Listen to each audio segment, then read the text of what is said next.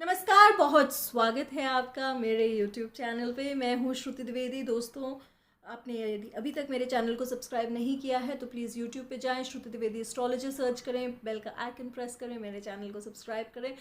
Facebook पे मैं हूँ श्रुति द्विवेदी के नाम से, इंस्टाग्राम पे मैं हूँ आई श्रुति द्विवेदी ऑफिशियल के नाम से, और ट्विटर पे मैं हूँ आई श्रुति द्विवेदी के नाम से।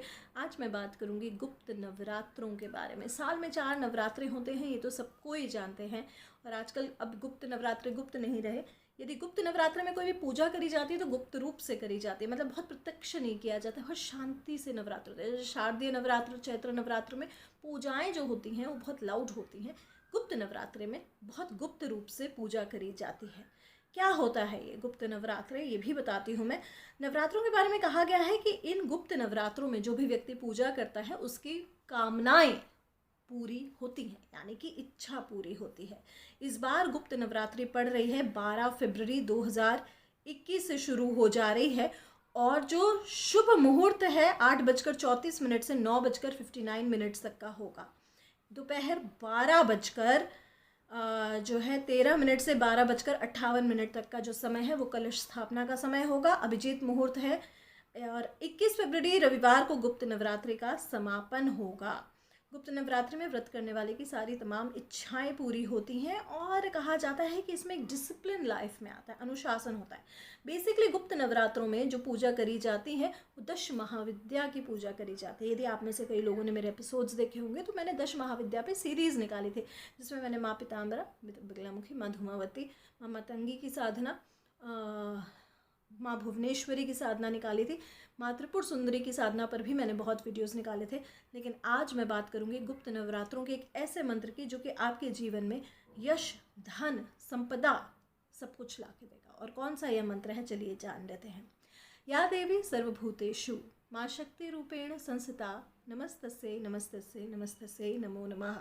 ये तो हम प्रणाम करने का मंत्र यूज़ करते ही हैं, लेकिन आज हम बात करेंगे माँ तारा की साधना के बारे में। माँ तारा जो है वो बहुत रूप में मानी जाती हैं। एक जटा तारा होती है, नील सरस्वती होती है, उग्र तारा रूप होती है, और तमाम रूपों में माँ तारा की साधना करी जाती है।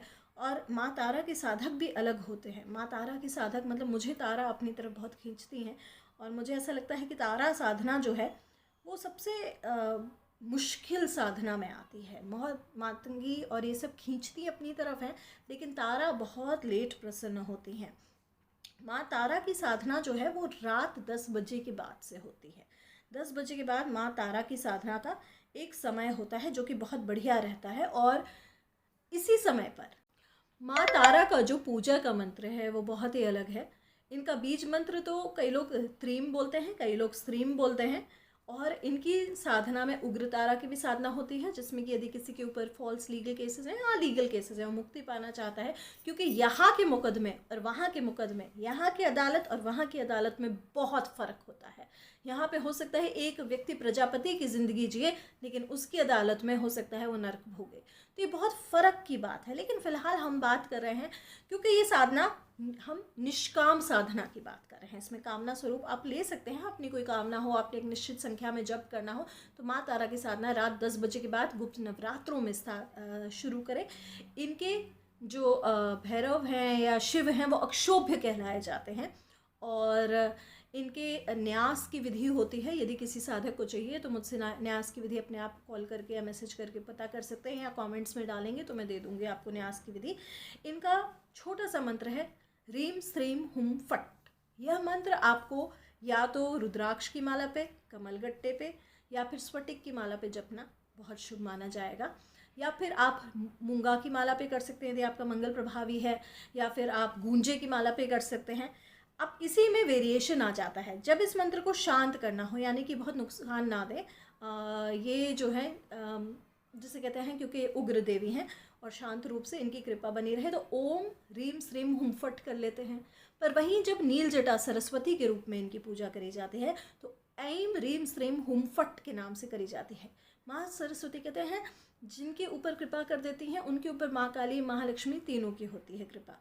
तो माँ सरस्वती को प्रसन्न करने का नील जटा तारा के रूप में होती है। खासकर जो लोग गाना, वाक सिद्धि का काम करते हैं, पूजा पाठ का काम करते हैं, उनके लिए ये काम बहुत ही इम्पॉर्टेंट रहता है, बहुत शुभ माना जाता है। तो ये थी माँ तारा की साधना विधि। यदि आपको ये वीडियो पसंद आए तो प्लीज़ लाइक शेयर सब्सक्राइब करेगा। लेती हूँ आपसे विदा। गुप्त नवरात्रि से जुड़ी और भी बहुत सारी तमाम टिप्स लेकर आऊँगी केवल आपके लिए मेरे चैनल पे। नमस्कार, आपका दिन बेहद शुभ हो।